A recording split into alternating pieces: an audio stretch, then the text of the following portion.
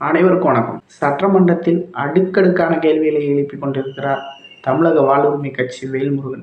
ஆம், ஆளுங்கட்சியாக இருக்கிற திமுக ஒன்றிய அரசுக்கு இணக்கமாக போகாமல் ஒன்றிய அரசின் அழிவு திட்டங்களை எதிர்க்க வேண்டும். காவேரி பிரச்சனையில் காவேரி என்கிற தமிழில் தான் பெயர் இருக்கிறது. ஆனால் அது தமிழருக்கானது தான். அது கர்நாடகாவுக்கோ தெலுங்கர்களுக்கோ கிடையாது என்று ஆணித்தனமாக பேசிக்கொண்டிருக்கிறார் தமிழக வாழ்வுரிமை கட்சி வேல்முருகன். ஆனாலும் சட்டமன்றத்துக்குள் அடங்கி போ என்று சொல்கிறார் நீர்வரத்து அமைச்சர் துரைமுருகன்.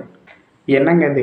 கேள்வி கேட்குற இடத்துல நீங்கள் இருந்துக்கிட்டு அடங்கி போ, அமைதியாக போ அப்படின்னா என்னதான் நியாயம்? கர்நாடகாவுக்கு பயந்து கொண்டிருக்கிறது என்றால் தனி ஒரு நபராக ஒரே ஒரு சட்டமன்ற வேட்பாளராக இருக்கிற வேல்முருகன் பயப்படாமல் பேசும்போது, இவ்வளோ பெரிய தமிழ்நாட்டை ஆண்டு கொண்டிருக்கிற அரசு ஒன்றிய அரசை பார்த்து எதற்காக பயப்பட வேண்டும்?